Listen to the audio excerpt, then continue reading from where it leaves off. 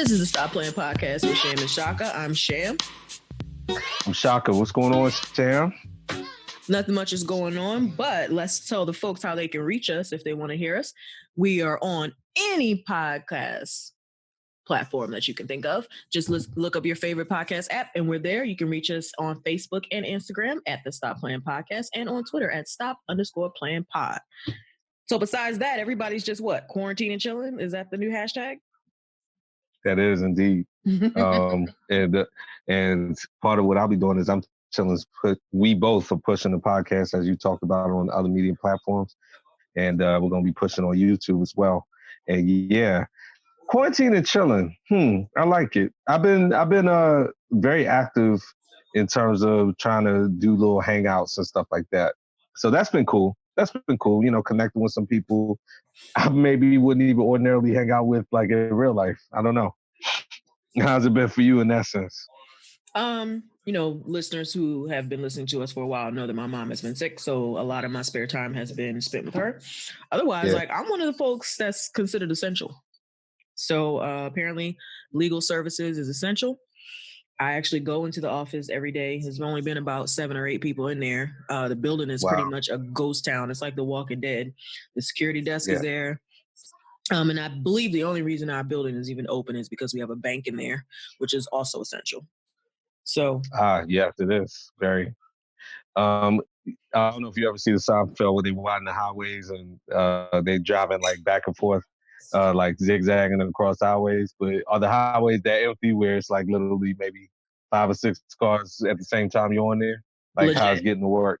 Legit. Like, so there's a particular highway that I take daily to go to my part-time job, which you know about. That highway is literally bumper to bumper around like anywhere between like 5:30 to like 6:30. And when I tell you it's like literally zombie land, cars are like scarce, like sparse, or you know the word I'm trying to say.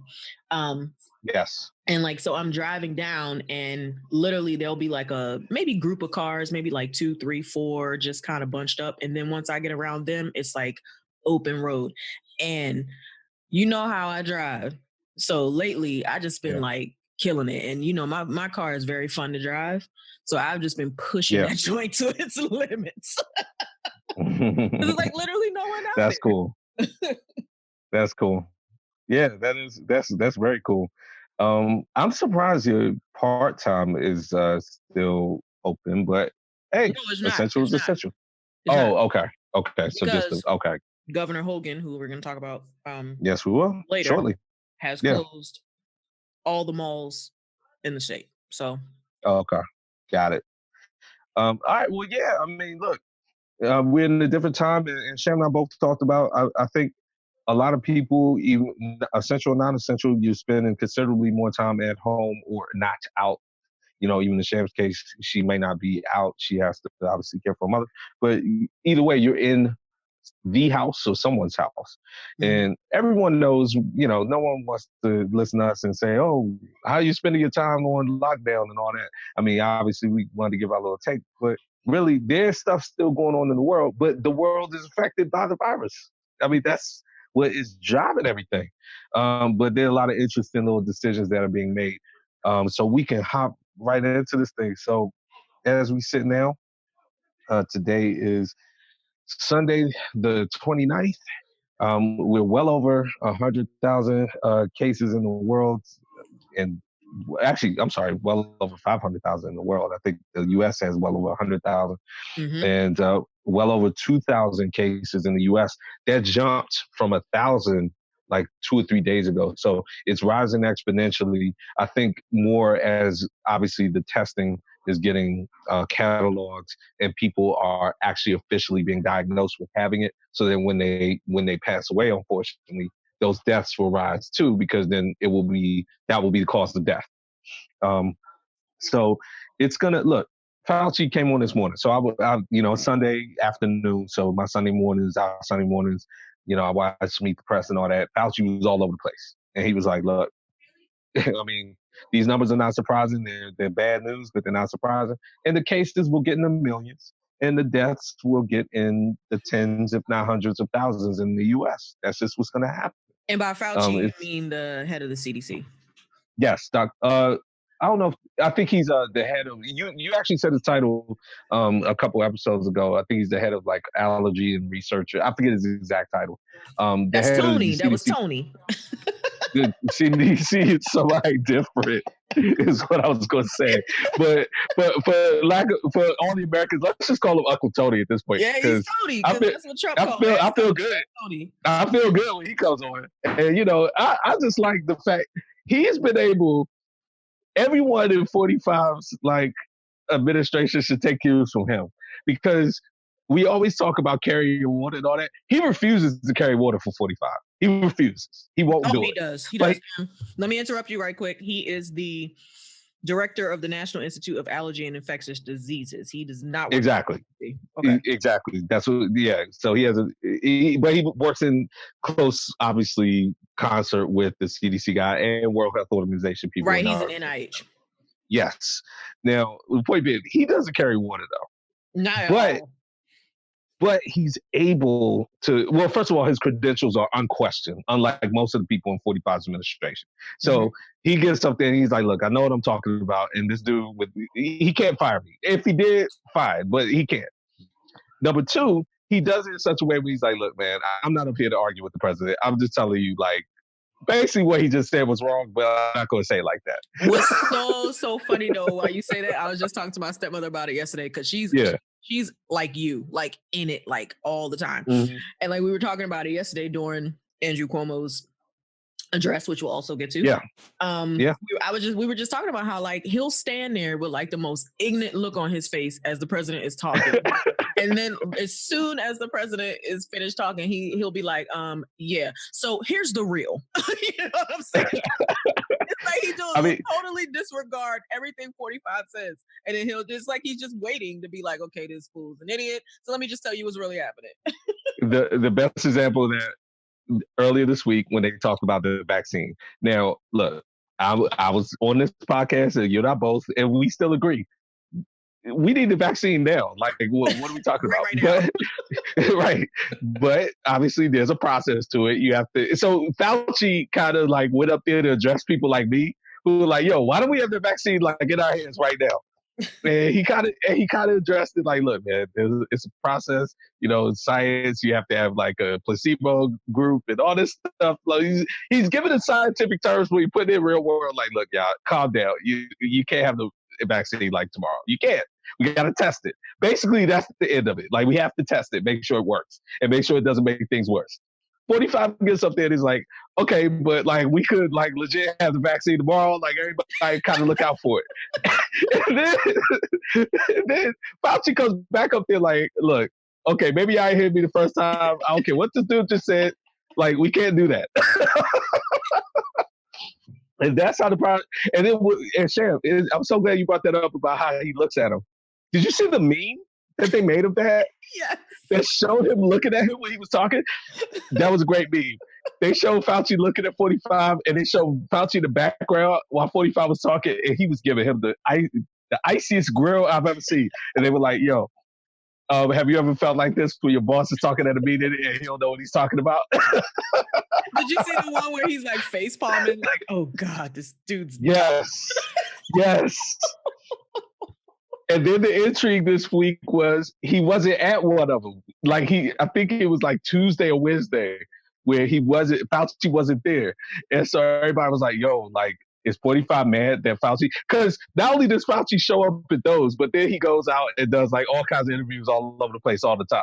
Oh, yeah, and basically, he's all over TV. And all those interviews, people are like, hey, man, so look, we be seeing you up there at the press conferences, you be contradicting 45 like all the time. So here's your chance. Like, what he said wrong. And he'll be like, look, and one of them, he literally said, Sham, I love this man.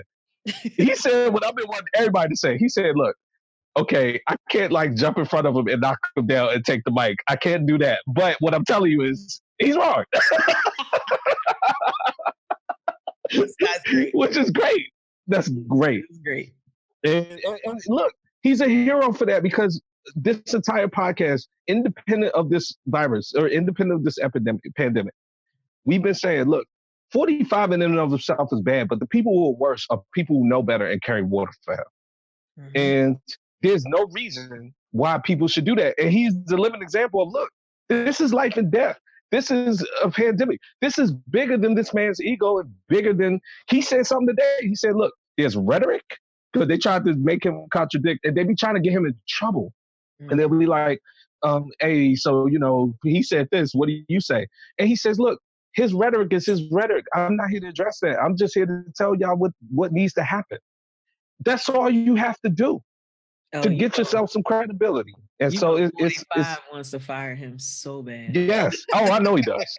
He knows. The day he fires that man, like, hey, man, even some of his supporters, because his supporters are sick. The virus doesn't care. Like, even they are like, look, why don't you step aside and let him talk real quick, just so we know what to do. And then you can get back up there and go at whoever you want. So, okay, so we're kind of wrapping up the second part of this story. So, look, there's a press briefing every day in the White House. So now the press briefing room has gone from cobwebs to it's in use every single day. The funny part about this, Sham, and we talked about it a little bit, the press briefings used to be around 9 or 10 o'clock in the morning. And what they quickly realized was that was disastrous, because the stock market opens at 9:30.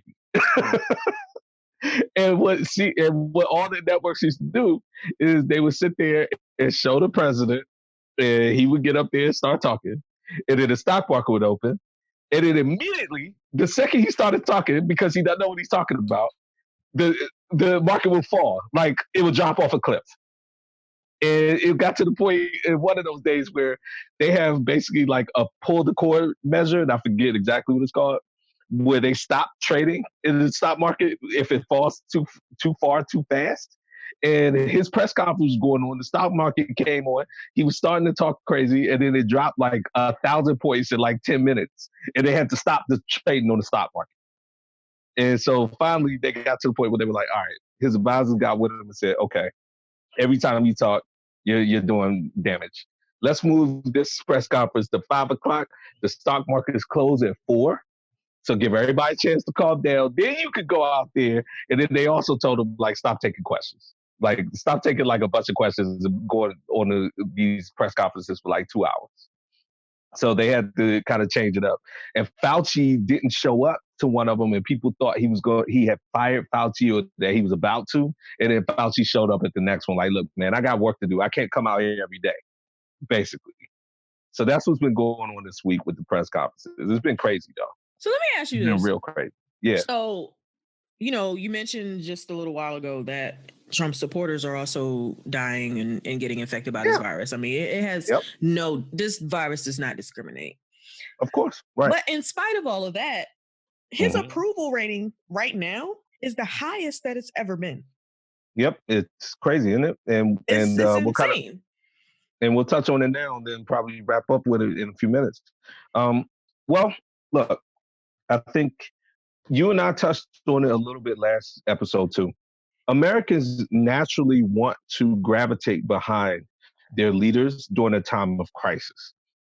So I think what this represents, and I haven't heard him put in this language, but I'll put in this language, Americans have an innate trust, even if they didn't vote for the person or whatever, in the sense of, okay, the authorities, we have to be confident that the authorities have this situation under control.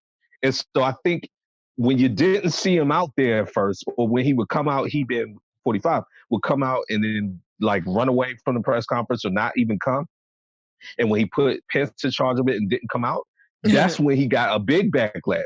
But when he, at least, even though he doesn't know what he's talking about, even with everything I just said about the stock market, the fact that he's at least coming out there every day and talking about it, and Americans can see him and they can see, okay, well, whether we agree or disagree, at least we know he's like on top of the situation, or at least is being briefed or focused on it. I think they naturally gravitate towards that. And you see that with any crisis. I think that will kind of fluctuate as the situation progresses. But when we're still basically at the beginning stages of it, closer to the beginning than the end, unfortunately. And I think what that is Americans are like, okay, at least the president's coming out. He's coming out. He's talking about it. So he's on top of it. He has a team, and he's answering questions. And so I think even in that, the bar for Americans, as we've seen in the last elections, is very low. If you could show them something, you got their vote, and they agree with you on everything else, you got their vote. But Uncle Joe is still leading him in the overall polls by 9%. So yeah, some people are still thinking. Yeah, some people are still thinking. And look, you can approve. Here's the crazy part about Americans. You can say, I approve of the way Donald Trump is handling this, but I'd rather Joe Biden be president. So, like, those two polls are kind of mutually. Saying. Exactly. Those two polls are like mutually exclusive. But yeah, it is the highest it's ever been, which is, I believe it's like 55%. No, so he's slightly over 500. It's 40% right now, and it's the lowest in American history still. So.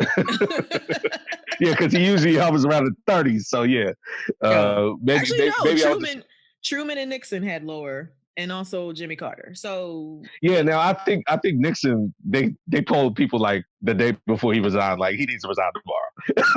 No, actually, Nixon was 49.1. So no, yes, Donald Trump's is still the lowest in American history, but. They've been saying this morning that he should be proud of this rating because it probably will go up. I'm thinking it'll probably kind of stay right where it is, to be honest. Yeah, and I think, it will. And look, we're more polarized than we are now. The media is different, and they've kind of segmentalized the public in a lot of ways. So there are a lot of factors that go into that. But I mean, I do think Americans naturally gravitate towards their leaders at a crisis, which kind of brings us to our next point. So we spend a lot of time talking about, and you've alluded to a few of them, we spent a lot of time talking about at the beginning, the missed chances that Donald Trump had to galvanize the country. However, how his popularity could be, it would be a lot higher had he seized on those opportunities. Who did seize on those opportunities were the state leaders, especially the governors. The governors of the respective states of America have now really become the faces of leadership in this crisis. And you were talking about Cuomo earlier. You also live in a state with a very good governor. You talk about Larry Hogan for a second. I see him from a distance, but you go. Larry Hogan from the onset has been trying to get ahead of this thing. And one thing that's been very, that's not arguable at all is that we are all kind of behind this virus when we should have been ahead of it. Like as soon as it was talked about in Wuhan, we really should have just taken it seriously. And that's partially because of 45 and him thinking that it was a Democratic hoax in the beginning. Mm-hmm. So aside from that, like Larry Hogan, and you say that Trump has been out there every day on press conferences, like Larry Hogan has been out here almost every day prepared, telling us what he wants to do next, telling him what he's going to do. He's upset with the state because initially he was like, look, you guys, we really need to like try to stay inside, blah, blah, blah. Once he realized people weren't staying inside, he's like, look, we shutting down malls. We shutting down beaches. We shutting down like he was not playing. And every day that he comes up on that podium, he has a plan of action. He wanted to get money from the federal government to try and kind of put money out there for folks who are not working right now and try to put those monies back into those businesses so those businesses could have payroll so they could pay those employees that aren't working right now. He was able to get that. I believe he got like 60 million from the government. It was something really extreme like that. But what I appreciate about Larry Hogan, and look, I'm not a Democrat or a Republican. I've publicly said that I am unaffiliated. I didn't really know much about Larry Hogan when he was running for governor, but the second time around, it tells you a lot when a lot of Democrats were voting for him, even though he is a Republican candidate. And that's what actually put him over the edge to get a second term. Mm-hmm. And I got to say, like, I am proud to live in Maryland right now because of this man. He is really putting forth a huge effort to make sure that people of this state are safe. Absolutely. And look, just to supplement what you said, I remember Larry Hogan actually has a very interesting story. He had non-Hodgkin's lymphoma. Right. And I believe he still suffers from it, but he was suffering from it. He was diagnosed with it during his first term and during the election. I believe he was diagnosed officially like right after he won the election. Mm-hmm. And look, even before this crisis, he was at minimum the second, and at certain times the most popular governor polled amongst all the governors in the country. And he's the president of the leader or whoever the Governors Association, chairman of the National Governors Association. So his credentials, his chops have always been there. And I remember his commercials for this re-election. And man, he had people from Baltimore like on there, black people on there talking about I vote with Larry and all that. It was great. He had a great campaign. But listen, there are people like him who I'm not surprised. I have been following him a little bit, and I'm not surprised by how he stepped up. There are other governors, Governor Cuomo, who, I mean, probably will have his own little like segment and probably show after this. Governor Cuomo, Andrew Cuomo, is the son of Mario Cuomo and the brother of Chris Cuomo. And Mario Cuomo was a governor of New York as well, right? Correct. Yes, Mario Cuomo was governor of New York in the 80s. And actually, a lot like his son now, was for different reasons, but was very popular amongst Democrats, and people were kind of like trying to push him to run for president back in like '84 against Reagan and stuff like that. He never did. He just wanted to stay governor of New York. But just like his father now, he's been governor for a while. He was initially popular, and then his popularity has waned a little bit because people thought, quote unquote, he was heavy-handed. Now his popularity is all the way back up because he's heavy-handed in the right way, just like Governor Hogan. And I applaud Governor Hogan because he's led the entire DMV. Our mayor, she's been okay, but in the governor of Virginia, he's been way behind. Governor Hogan's been the one like, look, the DMV needs to do this, this, and this. Now, I'm only responsible for Maryland, but we really need to be shutting down this, and this all over D.C. and Virginia as well, because we're all interconnected. And they've rightfully allowed him to be the face of the DMV and when dealing with the president. Following his lead and not even like pushing it. Yes. You're dealing with the president. And I think he, Governor Cuomo and Governor DeWine of Ohio, and there have been a few other ones, but those are the main three. Have been a prime example of, look, this is how you have to do. The president is going to be the president no matter what. You can't change that. And you need his help, and you need the federal government's help. So what you do is you lead your state, you come out, you give a clear, concise plan that is independent of the federal response. But then you also go to the president and you say, look, we are trying to work with you. We need this, we need that. We will be vocal if we don't get it, but we're not going to go out here and just bash you for no reason. So when you do work with us, we will make sure that the public understands that we're working together.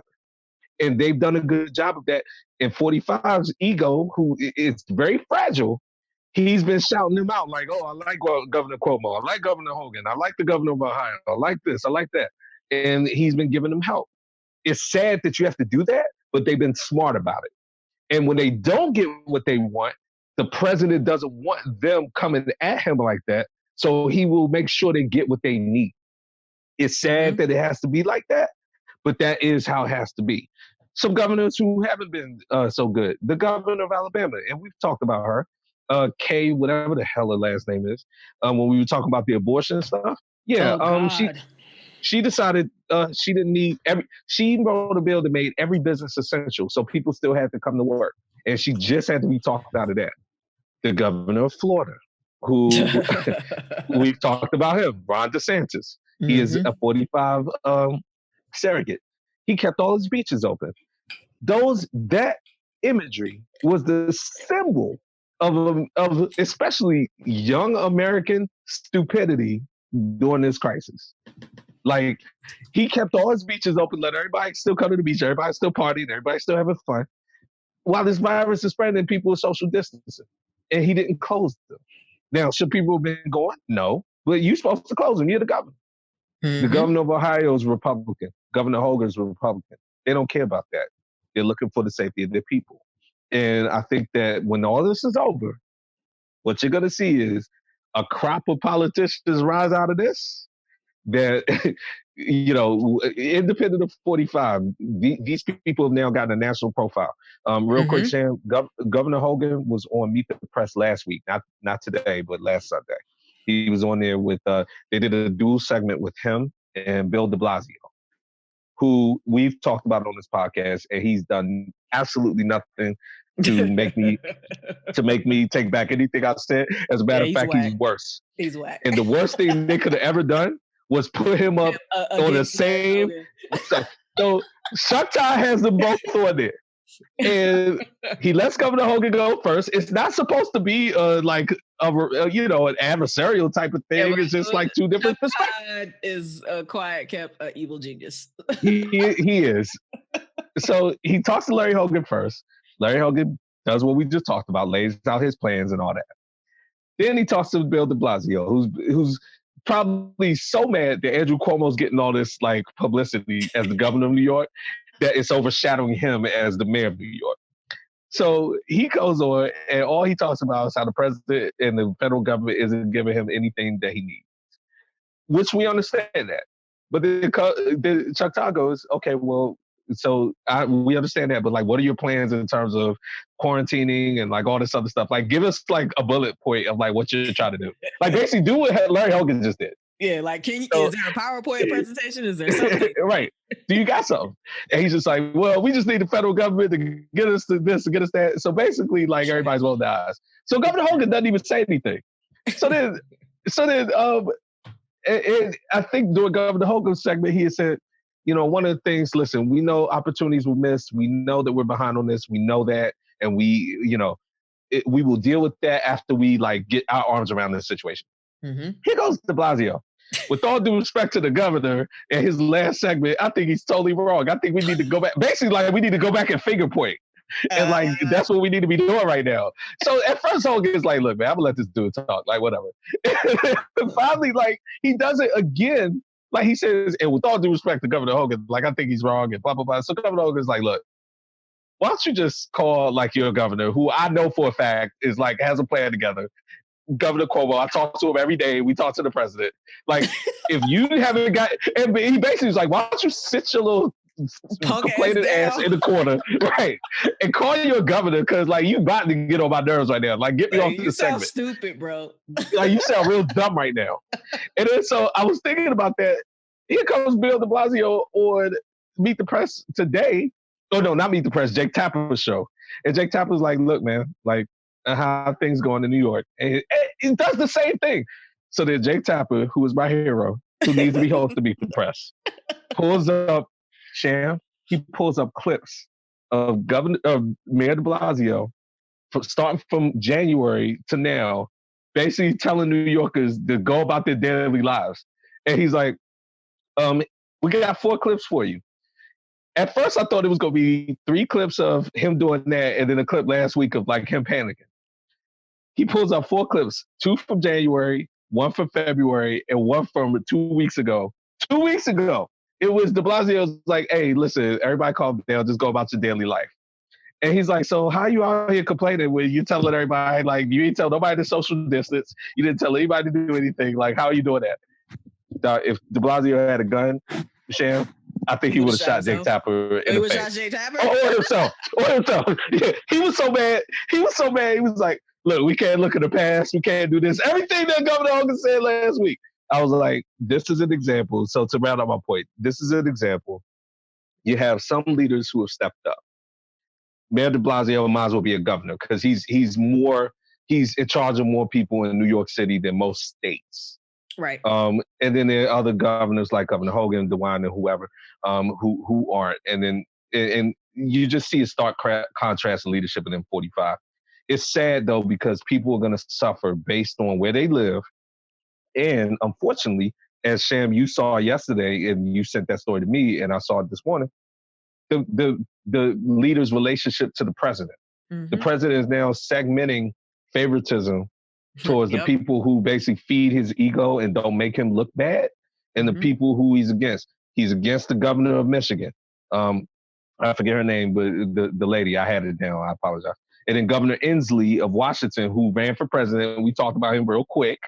Yeah, they had a governor's call. Gretchen Whitmer. Thank you, Gretchen Whitmer. He's been calling her out, damn near coming close to calling her like sexist names, like that woman. You know he hates women. Yeah, so exactly. That woman in Michigan and this and that. And then Governor Inslee, who had the nerve to run for president against him. all he's talking about is, well, he had 0% opposed, so he got on the governor's call because they have a conference call now with all the governors.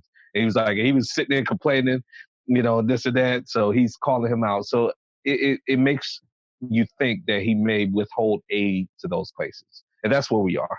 And so Bill de it's sad. Blasio, if he wants to point fingers at people, he need to point finger at himself. Because Correct. your governor is out here trying to keep people in the house and you telling them to go out and do as they will and go about their lives. Like, and New York now has the most cases in the world. This is That's ridiculous.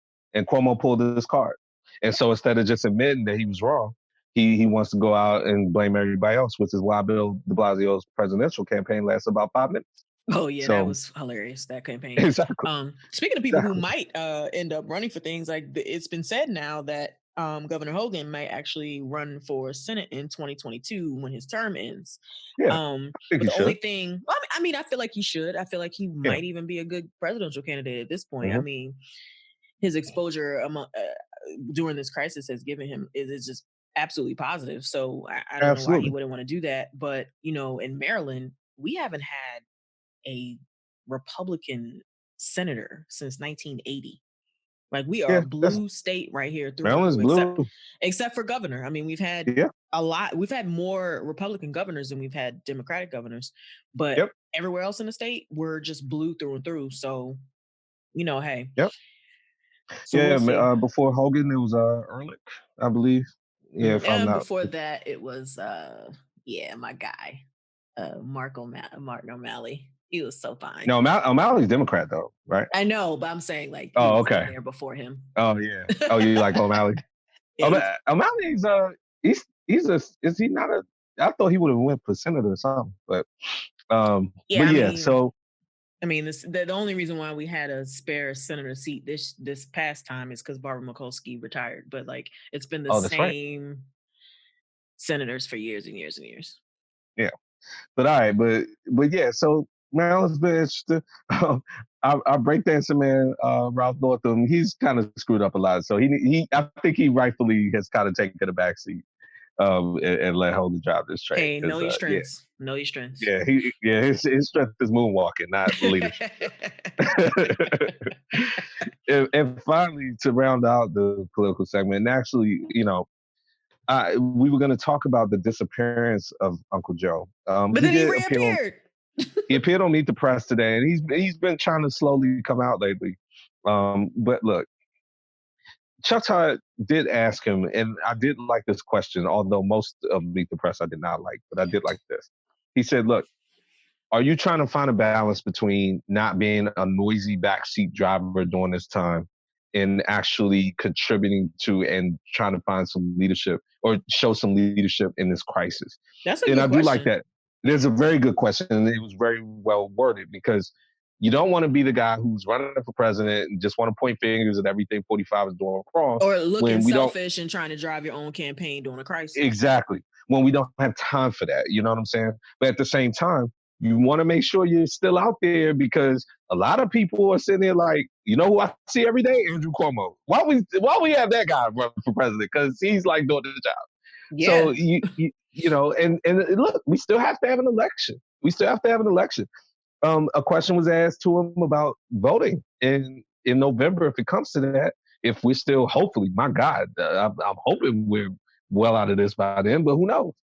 It's like, look, should we have just remote ballots, period? And he was like, look, it should be on the table. So this is kind of his world right now.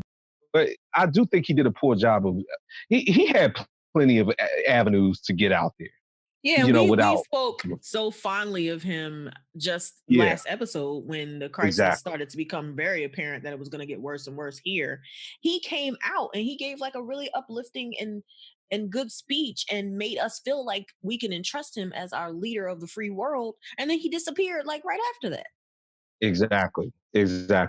Like you can't disappear completely where people are forgetting you exist. You're running for president and you're running for president against someone who's mishandling this crisis. You can appear without being a backseat driver. So that's Joe Biden's problem. It's like he doesn't understand nuance. It's either got to be like all the way in and bungling it or like, let me not do anything. Meanwhile, Bernie out here raising money in campaign funds and donating it to the cause.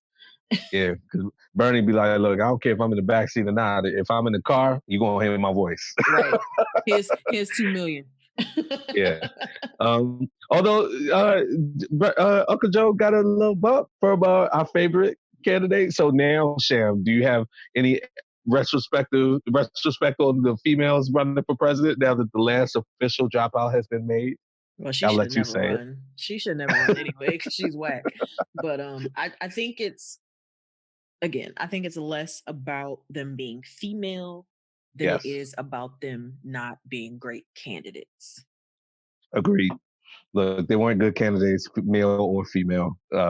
And most of the time for president, there really aren't that many good ones, male or female. But Tulsi Gabbard stayed in this thing way too long. And then go ahead, George. Go up run as basically like an alternate candidate. Is it going to endorse like basically the most moderate, like mainstream candidate? What was your point now? The Democratic Party went to her and was like, "You're going to do this or else," and so she endorsed Joe Biden. I think right. I think she stayed in just to spite Hillary Clinton. Like, I know she don't like me, so I'm gonna stay in just to get on her nerve. Right. And they were like, all right, this game's over. It's like when power is over now. But remember when like the Democratic Party just showed up and told President Tate that he had to take James as his running mate. It's kind of like the Democratic Party is just showing up, being like, okay, you're gonna endorse Biden, you're gonna endorse Biden. Yeah. And then look at the end of power when it looked like endorsing the chick wasn't the move anymore. So in the same meeting, they were like, "Okay, actually, I like what he's talking about better. Yeah, Tate, run on your own. Yeah, we're the party. We're the party. We can change our mind like in 2 seconds." Exactly. That was great. But that is how politics work. Like, look, how's the wind blowing? Okay, you're not popular anymore. Drop out. Okay, you're good. Stay in. You're out of here. Whatever. Yeah, you're out of here. So I thought that was, it seemed funny, but that's really accurate how that was. And that's probably, you're right. They probably came to her like, look, okay, this is over. And again, all they got to tell her is your own people, the American Samoa, didn't even support you, man. They bowed out a long time ago. They still think Mike Bloomberg's running. So stop. But that is all the political news we have for tape today. We got all types of news. And look, as Sham and I have talked about, everything is under this cloud, but there are a lot of interesting developments in this brave new world we're in, correct? So let's start with some entertainment. Yeah, we don't want to be that podcast that consistently talks about how coronavirus is bad. I mean, obviously it is, and you see a lot on the news every day. You see enough on TV and through social media and online that we don't want to be the people that keep just dragging this thing on. So but in the spirit of the coronavirus, I mean, Vanessa Hudgens, and this came out, this has been like a couple weeks now, but the last episode we taped was March 14th. So Vanessa Hudgens, who is very famous for her High School Musical fame and for just being very attractive, I will say, she said in an Instagram live that she thought that estimating that the outbreak might last until July sounded like a bunch of bullshit. And she was just kind of like passive about it. Like, it's a virus. I get it. I respect it. But at the same time, even if it gets out, like, yeah, people are going to die, which is terrible, but inevitable. Like, so people like killed her because of the insensitive nature of her comments, whether they're not true. Like, yes, death is inevitable. Nobody will live forever. But in a time where people are just like scared for their lives, like coming out, the offhand casual nature, like in it's which just she nonchalant about it. It's just like terrible. So obviously she came out and apologized. But I mean, again, when we talk about people coming out making apology videos and all this stuff, it's like, sometimes you just make it worse by doing that. You meant what you said. You did mean what you said. You meant it. Yeah. You don't take it seriously. You don't. Yeah. And I wonder how she feels now on March 29th than she did on March 18th, and just seeing the numbers, just because even since then, the numbers have gone up like ridiculously. Look, I have a confession on this podcast right now, okay? I was supposed to take a cruise this weekend. Sham, you know the person, a friend of ours who just celebrated her birthday. You know her. And she had a cruise planned for this weekend. And she had planned it from way back in January. And it coincided with something I had to do for work in Miami. And so I was going to go to the conference in Miami and then go to the cruise and come back. And we had to cancel it obviously a while ago. But the point is, when this first broke and stuff started happening on cruises, at first I was like, look, as long as they can contain, I didn't take it as seriously as I should have. I'm going to confess it on this podcast right now. I'm talking about like back in January, in early February. I was like, well, if they can contain it, like I'm still trying to go. I'm trying to go on my trip. And, you know, look, I didn't have a casual nature about people passing away like this is now. But I was like, look, if they could contain it. So I'm saying all that to say there's nothing wrong with saying, look, I was wrong about something early on. Now, the difference is I don't have a casual attitude about life. You know what I'm saying? Exactly. So it's one of those things like, well, people die, they die. No. That's crazy. And the false choice, and this could have been in the political segment, that's fine, but the false choice that people are talking about, oh, well, if we run out of supplies, let the old people die. That is crazy. Are y'all serious? Whoever said that? Like, no, that's not okay. No. And so all she has to say, and don't act like you didn't mean it when you said it. Shan, what we talk about, throwing ideas out there, right? That's one of those. People did that publicly. I'm just throwing this out there. If we don't have enough equipment, let's just let the old people die. No, make some more equipment. Like, stop. How about you throw some new scripts out there? How about that? Yeah. We don't need your you're an actress. Just, throw some new scripts. Again, hey, we talked about that too. When they're not told what to say, sometimes they just say stupid stuff, don't they? All the time. Yeah. So but yeah, she caught a lot of heat for that. Look, social media has been on fire in general. People have their opinions. People think it's a conspiracy. People still think that, which is kind of crazy. Like, here's the only thing I'll say about conspiracy. How many times have you known a secret to be kept between 3 people? Much less millions. Much less millions. So, yeah, and people have died. People have died. Like, at this point, we probably both know at least tangentially someone who's died from it. I definitely do. I definitely know people who are sick. So it's crazy. But yeah, people like to get their outrage on social media. So I'm sure she's catching a lot of flack. It'll die down though. You know what's also been going around social media? Yeah. What's that? The challenges. I like the challenges. The challenges have been fun. So the TikTok challenge, not so much. I mean, it's been cool, but I think Shaq and his family did the best TikTok challenge. I gotta say, Shaq and his 2 sons, they did it. Shaq can dance. If for a big guy, he gets his groove on. I think his TikTok challenge has been really good. Now remind me. I'm sorry, because there have been a few challenges. I've heard of it. What's the TikTok challenge? It's for me and some of the listeners who don't know. It's like a dance that everybody does. It's a dance. Okay. I think it's to a. What's his name? I can't. I don't know. I'm feeling like so old.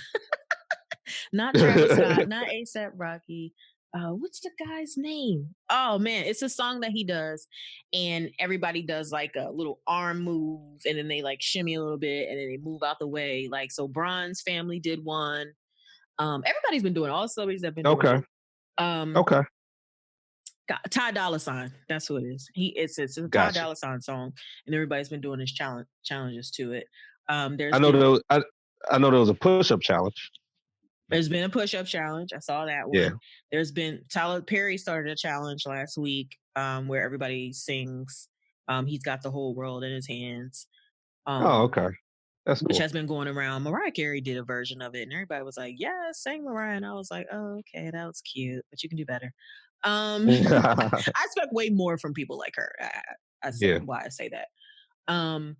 And there's been like a duet challenge. Like, so Tamia and Deborah Cox did one. I posted on my Facebook yesterday. Tori Kelly and JoJo did one. Like, I just think, and the biggest thing that's happened on social media is DJ D Nice. How was I ever going to forget that one? I was totally on that slide. Yeah. Now, did you actually go to his parties? I wasn't able to go to any of the parties. No. What my 40-year-old ass look like getting up trying to Oh, dance? you wouldn't have been you wouldn't have been the only 40-year-old in there Oh, I because know. Child, like Michelle Obama was up in I was there. about to say Halle Berry was up in there talking about I love you, D Nice. They trying to hook them two up. I was about Um, to say somebody said it best. I was just about to bring that up. Somebody was like, "Yo, D Nice literally had the best week ever in yeah. male human history," because everybody came to this party and he might have got snatched Halle Berry up off that. Right. Like every night Yes, he was up there jamming. Like I was like, yeah, nah, I yeah, can't do it. I can't. Because I did not want to go down that D Nice rabbit hole. I appreciate D Nice, but I could not yeah. do it. Um, I and feel then like I feel like the age group was probably more so if you had to divide the demographics, was probably more so 30 and up than anything. I would say even 35 and up, like because Yeah, a lot of the songs that I heard he was playing, like my friends was like feeling like they was back in like elementary school and high school. So, exactly. Yeah, but that was great for him. yeah, Um, and a couple other DJs, DJ Booby, not DJ Booby. Yeah, no, DJ Scott yeah. D, No, I think it was. I think it DJ was DJ Booby. Booby. Yeah, Yeah. yeah, yeah. Who is popular for like the Baltimore club music and Hmm. house music in general. Like I stepped in on him just to see like what he looked like now. And Hmm. and just to hear like he was partying and I was like, look, this is too much for me because my old ass gonna try to get up and try to do all those Baltimore club dances and I can't do it. So Yeah. I only like peeked in there for like half a minute. um. Well, I mean, look. Besides partying and besides the challenges, memes have been great. Everybody is just so creative, man. Memes have kept me in the rabbit hole. I've also been playing a lot of games on my phone, so that's been good. But look, rewatchables though, the networks. So okay, TV. This is a come up for them. The movie, the feature films and movie theaters, not so much. Obviously, that's kind of crippled them for now. But television, oh yeah, nah, this is your time. We said this before. Mm-hmm. So they've been doing a few things. Obviously, you brought it up last show. They pushed out a lot of their new material now, see if they could capture some of the audience, and then also, man, rewatchables. I know that's a thing on Binge World. They do like a show about rewatchables. TV took that and said, look, all the shows, all the TV, or excuse me, all the movies that we know people like, we are just gonna blast them right now on TV. Yesterday when I was looking at VH1, they basically were like, "Look, we know you're in the house all weekend." Like that was the advertisement. We know you're in the house. We're gonna put '90s movies on. They ran White Men Can't Jump, Juice. It was kind of a Tupac / Wesley Snipes mix. Wait, I New missed Jack City. Juice? Yes, you did. New Jack City, Class Act. Yeah, they threw Kid playing their house party. Like they put them all in one thing and advertised it like this is your quarantine mix of '90s movies right Can now. I just say Like, that Class Act is terrible? I'm just gonna put that out there. I mean, look, it's a watered down version of House Party. Yeah, it's a bad, horrible version. They should have just done another house party for house party's sake than to just do Class Act. It was terrible. Brandon Dixon, we've shouted out on this show. I'll never forget. He loved Tom Cruise. He loved those movies in the door. He would talk about Days of Thunder. He'd be like, look, that's Top Gun on wheels, okay? It really was. I'll never forget he said that. He'd be like, that's Top Gun on wheels. I could just watch Top Gun for that. That's how I feel about Class Act. Like that's Class Act, or that's House Party, like with more classroom time than the House Party. Oh, and you mentioned New Jack City. So Yes. I don't know if you watch Unsung ever. So TV One does a show called Unsung, and they did an Unsung for Christopher Williams, Mm-hmm. I've who heard of Unsung. I haven't watched it, but yes, I right. heard it's very So good. Yeah. it can be very good. So you people who have seen New Jack City knows Christopher Williams as that pretty motherfucker that gets stabbed in the hand by Wesley Snipes' character Nino Brown. The pretty motherfucker from the bank. Yes, yes, yes. So and it's funny because I mean, back in the day, he was a pretty motherfucker. Light skin, curly hair, banging body, he was in shape, all that stuff. Like the Kind women of like loved I'll him. Be Sure. Kind of Yes, like I'll Be Sure. Yeah. and it's funny that you said it because on the Unsung, people would mistake them for each other. And Oh. there was a rape allegation that happened and Albie Shore took the fall for it and Christopher Williams' name never got mentioned until they talked about it on Unsung. But what's funny about that is he got this whole pretty boy thing going on, but he was really like a thug in real life. Like he flipped out because he was signed to Uptown Records. I think he was with Geffen first, and then he went over to Uptown during the time when Jodeci, Mary J. Blige, when Uptown Records was like killing it. And he flipped and like basically broke down like a glass barrier, was flipping couches and all this other stuff. I was like, for real, pretty boy thug like that? Like people was like really fearing for their life. It's such a juxtaposition of like the outside. He probably was one of those guys who's like, hey, don't assume I'm soft because I'm light skinned, so he had more to prove. Yeah, but he was from the hood. You know what I mean? Grew up in New York. Like, so it was just that's crazy. Like one of those things. He just happened to be pretty, but he was really a solid dude. Yikes. Yeah. So he fit right in that role then. But yeah, they showed all those movies yesterday. They showed all of them. And look, over the weekend, like I've been watching Law and Order. You know, they run Law and Order like on marathons all the time, but they were for real like, look, we're gonna shove every Law and Order down your throat because we know you're. They already do that though. That like, how can you get any more Law and Order on television than you do have already? They said we're gonna run it on more. We're gonna do the marathons on more nights or more days. Jesus. Yeah. So it's been a good time for TV. Another list that you were talking about, or challenge, quote unquote, on social media, people have been naming their favorite movies. You did one last night, and then I kind of piggybacked off that. Yeah. So Sham, you put it on social media. Let our listeners know, what are your top five rewatchables? My top five rewatchables are Jerry Maguire, Love Jones, Avengers: Infinity War, Lord of the Rings: Two Towers, which we've talked about, and The Color Purple. And I could have added like 5 more, but I was trying to stay within the confines of what I was supposed to do for that post. Yeah, no, I agree. Listen, it's hard. I think I put Boomerang, Braveheart, Goodfellas. Man, I haven't even pulled it up yet, but those are the 3 that popped out. And then even then, I left off The Godfather. I left off a bunch of. Oh yeah, you got called out for that. Oh, the Dark Knight. Yeah, you did put that on there. You got called out for not putting Godfather. I saw that. But see, I got called out, but he called me out after I had already jumped on another person's comment on there. It said I said my top 5 is fluid, and The Godfathers 1 and 2 are in it. It changes all the time. So I covered myself, but he was like, I allowed that because I saw you covered it before you even called me. I called you out. But yeah, it's hard. To your point, it's hard to stay within the confines. And now I understand your disdain for that new movie that came out with Homeboy from the movie that you call the knockoff of Love Jones, I should say. Oh yeah, the one with Issa Rae and dude from Atlanta. Yes. Yeah. Yes, because I was like, when you love a movie so much, your disdain heightens. Because I'm the same way. If I saw a movie that knocked off Boomerang, or that's why I went on BET so hard for trying to even make a miniseries, like, nah, don't treat one of my favorite movies like that. You better chill out. Yeah, in their defense, that show is about the children of the characters in Boomerang. It's not like they're trying to remake the movie. I find that, as I said before, I find that indefensible. I find that the main indefensible point. So this would actually surprise you. So when I initially posted it, I was like, well, I'm going to put an honorable mention. But then I was like, no, I'm going to try to stick to the rules. But my honorable mention that I was thinking of posting is Save the Last Dance. Now, that goes against everything you know about me. And can you explain to our newer listeners why that goes against?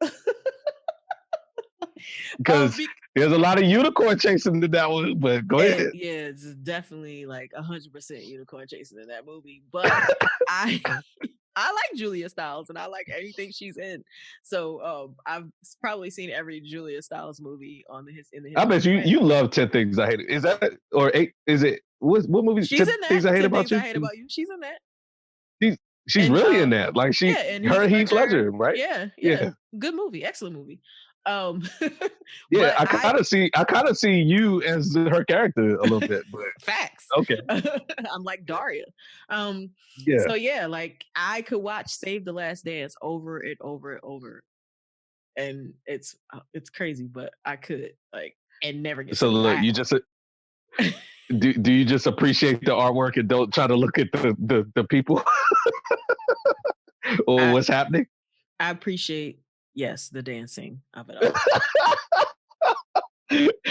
that pesky main plot line doesn't get in the way. No, they get in the way. I just like to see the dance scenes. Oh man, I find that hilarious. I think that's great. Would, and I have it on DVD. Yeah, she's never told me that. I think that's awesome. Given the positions you've heard her take on this very show, and off the top of the dome, I'm gonna go ahead and say, why don't you revisit episode maybe 15? 17. And yeah, 15 through 17. I think we had a narrative of a few things. And then listen to the beginnings of those episodes, then come back here and you'll understand why that's even more fun. That's great. That's great. Oh man, but yeah, look, entertainment is different now, but it's good. It's still good. We get to kind of revisit our stuff. Go ahead. Yeah, Go ahead. And another thing I saw on social media, and I sent this to you, and you know, and listeners, you know how I feel about Carmelo and Anthony. But oh God. Dwayne Wade and Carmelo were having I don't know if it was FaceTime, however they were conversing, and they put their conversation on Instagram, and they were talking about one time when they were in the Bahamas. Actually, they were talking about something else, and then Gabrielle Union came up behind D Wade and was like, "Tell him about that time." And so they were talking about when they were in the Bahamas, and I guess Carmelo was trying to be like a Superman or something. I don't know, but they were someplace where he shouldn't have actually gone in. And Dwayne Wade was like, "I don't even know why you went in there. I was never going to jump in there like that." And Carmelo had jumped in or whatever, and he was getting stuck. And I don't know if it was like a tidal wave or like if he was under a key. It was something crazy like that. But he felt like he's about to die. He's about to drown. And apparently LeBron James jumped off the boat like Superman and saved Carmelo's life. He like one-armed it and swam them, and they swam back to safety. Which, hey guys, you also know how I feel about LeBron James, who we affectionately call LeBreeze. So I sent this to Shaka because I was like, "Wait, look, LeBron James actually saved Carmelo's life, and this is like dead ass." I mean, this is more funny. I mean, look, LeBreeze, it is what it is. He's doing what he's doing. This is more funny because it was Carmelo Anthony who needed this. The saving. I mean, all I could think about was just the imagery of him like jumping in the ocean or wherever they were, getting pulled down, panicking, flailing all around, them looking around like, is this dude really serious? Like, is he about to drown? Like, and then LeBron James, like just okay, well, let me whip out the cape real quick and go and save him. And your respect level for Carmelo Anthony is already dangerously low. And when you sent me this, I was like, I mean, how much lower can it be? Because she's picturing this too. So yeah, I'm laughing more so at the imagery of him. Like it reinforces everything that you say about him on this show. Where I'm like, man, calm down, don't treat Carmelo like that. But like stuff like this is like, Carmelo, you're a grown man. You at that point, I'm guessing, yeah. I don't know when this supposedly took place, but he definitely had a kid and definitely was married. You were going to throw your entire life away because you wanted to jump into the ocean? And you didn't know what you were doing? Like, are you serious right now? Like, how could that have been explained? Carmelo Anthony is drowned. How? Well, he drowned. Like, they would have had to be like, look, it was an accident. He fell. Because they couldn't have been like, he jumped. Oh, like, dude, the headlines would have been ridiculous. Yeah. Carmelo Anthony drowns, like, at sea. Yeah. You know, unless the whole, and then they'd be like, well, okay, how did LeBron and everybody else make it out of there? He fell off the side. It'd be like the actress who Robert Wagner killed. I forget her name, but they'd be like, what did y'all push him? Like, what happened? That's why LeBron was like, "Look, we can't have this happen. Like, I need to go get him right now." Right, but what's even funnier to me is how this never came out until now. Like, why wasn't there like a huge headline that said LeBron James saves Carmelo Anthony's life? Like, it was like never. We were never gonna know about this until like Corona made us quarantine. I'm hoping because Carmelo begged him, like, "Look, this makes me look horrible." Like, whatever you need in the future, like, I'll never badmouth you in the media. That's probably why you never hear Carmelo like, "Look, man, LeBron could have picked me up. Why have I got out here being a free agent?" I bet you LeBron's like, "Look, I don't need to do nothing. You'd have been dead." You'd have been dead 15 years ago. So no, you see, we always wonder why Carmelo or LeBron don't just jump out there and just grab Carmelo and bring him on the team. He don't know him a damn thing at this point. Right. That's why. Yeah, we just answered that question right there. Why we heard about this? Look, there was a quid pro quo. Anything else? Yeah.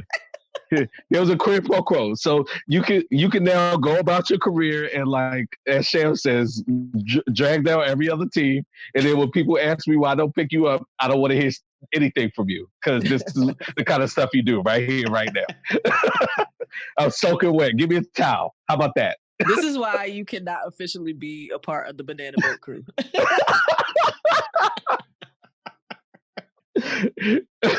You see what I did for you right here? Like, I can't do this for you for your career. Like, right. You're gonna have to figure that out. It's this is what you're gonna have me doing. It's Bron, Chris Paul, and D-Wade. No Carmelo, he was never on the boat. I bet you Chris Paul, if he was there, he probably was like smoking a cigar. Like, I mean, I told you, man, you can't take this dude anywhere. Like, what are you doing? Yo, D-Wade was like, yo, I saw LeBron do it. I wasn't jumping in there for that fool. I wasn't jumping in there. Yeah. Hey, I got kids to consider. Unlike him, I actually was thinking about my family before I just decided to do some stupid stuff and swim in the ocean. No way I'm getting in there. But he said LeBron just didn't even think about it. He just jumped off of there and saved him. Do you realize how much tape Carmelo and Chris Paul have given us on this podcast? Yes. Between the two of them? They just can't. Carmelo can't help himself. That story, I'm sure he's probably heated at Gabrielle Union for bringing that up. See, Sham, listen, fellas, y'all feel me. Why do y'all women do this sometimes? Why do y'all think it's cute, like, when everybody's around to just throw something out there like that? LeBron, D-Wade wasn't going to talk about that. She just hopped on the Instagram and just threw that out there. That's not cute.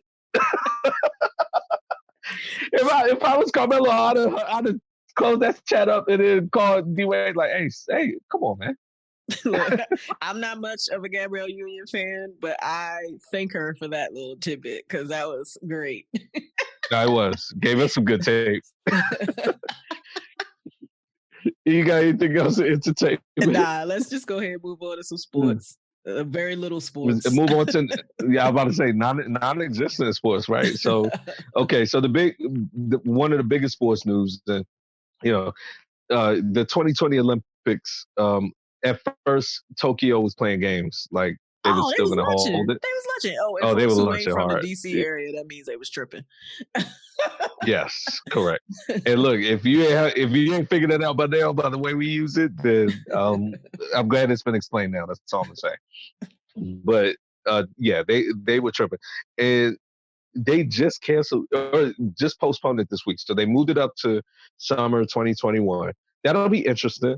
Obviously the athletes are happy because, they were in limbo and they were like, look, I don't feel comfortable about traveling, period. It's coming up this summer. But at the same time, I do need to know what's happening so that I can prepare. Yeah. This is their whole life. So Tokyo finally relented, for lack of a better word. No one would have come to the Olympics and they would have been bashed for having it. I'd have been a waste. It definitely would have been a waste of time. And honestly, this is a hookup for them because as we've seen the last 2 or 3 times, the cities who have these Olympics are nowhere near prepared to have them. So now they have another year. Very true. Yeah. Also, interestingly, and I talk a great deal about track and field on the show. It's one of my favorite sports.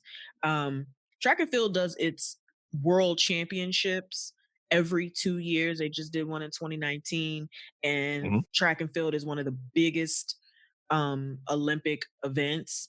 So it's going to be interesting to see what the track and field community does about the World Championship event that they are going to hold in 2021. Very good point. Very good point. The 2020 Olympics are going to be their biggest event that year. So I'm actually interested in seeing what they're going to do about that. Yeah, that is. These things have domino and ripple effects, right? Mm-hmm. And so that'll be interesting. So we'll keep an eye on that. And before we move on, the other interesting thing about that too is probably the other biggest event of the Olympics is gymnastics. Wouldn't you agree? Yes. Yes. Gymnastics has a bit of an age limit. You know what I mean? Not limit per se in the number, but the athletes tend to. Oh yeah. They peak at a certain age range. So that again will be interesting to see, how many of those athletes who were definitely going to compete this year may not be able to compete next year because just, the window is so small for them. So absolutely. Let's keep it 100. Gymnastics is like what tennis used to be like. It's not like that anymore, but where you were supposed to peak in like your teens. Mm-hmm. And like early 20s, you're an elder statesman. Right. And every year is, and this isn't disparaging, this is comparison. It's like dog years in the sense of a year really is like in normal terms, 3 or 4 years. Mm-hmm. And to your point, yeah, this is completely disruptive for them. Now that being said, as we just talked about with other athletes, they'd rather be disrupted than go to Tokyo under these conditions. Correct. So they're just going to have to, adjust as with everyone else. But for them, when you're looking forward to something and you're preparing for something for this long, this is completely, this upsets the apple cart to the 100th degree. I mean, they have to get stuff together now. But in Tokyo, Tokyo waited too long. They could have made this decision a month ago. Right. They could have, and they'd have been fine. Because we're at the end of March. We're not at the middle or beginning of March. At the end of February, they make this decision. Everybody's been fine with it. So it is what it is. But yeah, I feel bad for them. Now, in terms of dominoes, so backstage side, we talked about, David's, my God, Adam Silver. Man, Shem, you're going to keep that in too. You're going to keep it in because you got to keep it in because I've been swearing I'm going to call him by his right name. So, Adam Silver. We talked about Adam Silver, how he pulled the trigger real quick on the NBA season.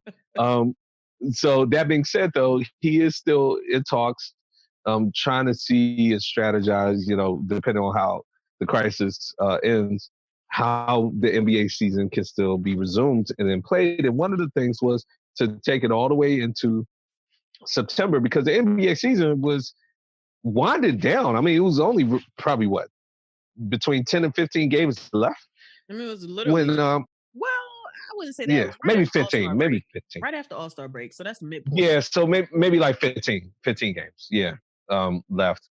A little over a month left. So one of the possibilities was just shorten it, and I think I talked about that. I wouldn't have a problem with that and just go to the playoffs when we're done, or play the rest of the games. So the second proposal was play the rest of the games, which let's hypothetically say we got things started back in like May. Even if we didn't get them started in April, play the rest of the games, then June, July, August, do the playoffs, and then the finals in September. Now, to us major sports fans, that will be heaven because basically you're saying play the NBA regular season and then playoffs through training camp and the preseason of the NFL, which nobody cares about. And then the second the finals are over, the NFL starts. Mm-hmm. So, okay, that's one thing, but then the players are going to have a huge problem with that because they get no break. Yeah, but that also disrupts the WNBA season, which happens while the NBA season is off. So yeah. And actually, I take back what I said about the players because in that option, the players get paid. If the players, if they don't do that, the NBA is pulled the poison pill clause. Like, look, if we're not playing games, we're not paying. So, right. yeah, so the players will have to balance that. So that's one thing. So the NBA season is balancing that. What are your thoughts on that? Do you have a preference? Do you care? I was talking to this with one of my coworkers the other day, and we were saying how there was an idea that they would play the games, but without fans in the building, and Yeah, starting like pretty soon. But then yeah, that would quarantine the players, quarantine their families, like, and all this stuff. But when you do that, you know how much viewership would go up even more now. Like, they would yes. they would make so much money with advertisers, sponsors. Like, I mean, It, they probably will make more money doing that than they had before. Um, which I would it be will okay be with. surreal. It would be really surreal. Like, the longing and need for Americans to watch live sports right now is just beyond. Like, I mean, you know that sports is important to Americans, but now that it's not any live sports going on, people are like really like losing their minds. So if Yeah, something like this yeah. were to happen where the NBA says, you know what, we're doing fanless games, we're just going to air them on television, everybody would like just converge on their televisions. It would be like a business, it would be like a capitalist dream at that point. Um, I but agree. again, you got to think about the NBA players and them being Safety. of safety, Yeah, their families. Like, they're talking about quarantining everybody. Like, the players and yeah. their families just in one area. They can't leave. They can't do anything else. All the players could do would be to go to the gym and practice. They wouldn't be able to be around anybody else, and that's just tough. I think so. It'd be almost like at the Olympics, right? Like make an Olympic village for the Just for NBA. athletes. Yep. Yeah. Um. Look, I'm not one of them, so clearly I can't speak for them. But wouldn't mind that. Now, here's the thing. Um. I'm glad you said it like that. So there are two surreal elements that come out of this already. Number one, that so, quarantining everyone, making them kind of play in this Olympic village. I think if you balance out some of the players, like, look, this is the only way we're going to pay you. I think then at that point, them and their families will be like, all right, let's go ahead and do it. And that way we can finish the season, give the fans what they want, and get paid and do all that. Number two, Sham, you know what will happen, right? So there's no fans in the arena, there's no noise. What you get to see is basically street ball in the sense of you get to hear trash talk, you get to Mhm. hear like all of that. They would have to censor a lot of stuff, the stuff that's said on the court that you can't hear. It would be almost how we talked about the XFL, how they give you like a little bit more sound on the field. That's how it would be, Mhm. and Yep. and people It would would be just love that. I think raw. people would love that. Yeah, it would be very raw. That's exactly the way to put it. Now, the other thing before we almost wrap stuff up, I wanted to put this in our entertainment. I forgot. We talked about respect for Ice Cube on this show. Yes, I just read about that this morning. Go ahead. Yes, yeah, he was gonna and is talking about doing the Big Three with the producers of Big Brother. If I had that right, I don't have the story Yes, in front of me. exactly, Okay, with Big Brother producers. what a genius idea! I mean, he's a Genius. genius. He's a He is genius. a genius. He is a business genius at this point. First of all, the fact that the Big Three is still relevant and still salient and still intact, and he's been able to keep it intact. And there've been some bumpy roads, some stories, but he's been able to keep it intact. This is an excellent idea, and forget what the NBA does. I want him to do this as soon as possible. Yeah, I was You can lay it out a little bit more detailed. it would be so awesome. So, Big Brother is a very popular show. Big Brother has been able to literally quarantine people without any any type of issue Yeah, over yeah, for years and years and years. And if you can just have a Big Brother house or Big Brother, like, just multiple Big Brother houses that just house the players, and they can get through a however many week Big Three season, that would be so awesome. And it would. you said a lot about the saliency of the Big Three League and how it's still happening, and how, Ice Cube is, that just shows how much respect the players and Mm-hmm. just business people in general have for Ice Cube and his vision. Like, there's a need Mm-hmm. out there. There's players who are maybe a little too old to withstand the schedule of the NBA, but are still young enough to be Yep. able to produce. Their skill set hasn't like, left or anything. They're still really good players. Like this idea has been great. And like you said, it's great that it's still continuing. And I'm so glad that it is. It's awesome. And I think people Yeah. right now who are longing, like I said about the NBA, longing for just some type of live sport or just something current, it would be awesome. And I hope he gets this done, just like you said. Yeah. No, it'd be great. So we'll keep an eye on that. Um, so hopefully the NBA has a couple of good options because they were kind of at a good point of the season where there are a lot of roads there. So we'll see how that plays out. Man, I would love to take the big three idea and quarantine the NBA players and do that and have them talk trash on the court about who doesn't need a crowd. I could see Russ talking. Russ is starving rise out of this. Like a bunch of, oh my God. Anyway, too many Oh, Russ and possibilities. Dame? Come on now. Yeah, yeah, yeah. Just too, And just, but they would have to do oh, it. They would have to pick one locale. They could only do it in one stadium. They couldn't that's have right. teams Yeah, traveling. can't fly around. Yeah. One neutral Because site. and look, there's no need to do that because there's no home crowd to play for it. So whatever. Right. Yeah, just pick a place. All right, so MLB, we'll keep this short because this season was about to start. So the only intrigue there is that obviously the opening day has been pushed. Now, one of the things that's being floated out there, one of the possibilities was them pushing the MLB season in its entirety and then starting it, I guess, they would talk about in May, late May, early June, and then pushing it into December and then trying to, I guess, corral sort of the late games into domes and stuff like that. Obviously, the players are completely against this. They literally should just And do an abbreviated season. Like, just cut the season. yeah, yeah, like let's cut the shit. Like, come on, y'all. Like, y'all can't do this. NBA can do this. MLB, if it rains for like harder than a half an inch on the ground, y'all got to cancel a game.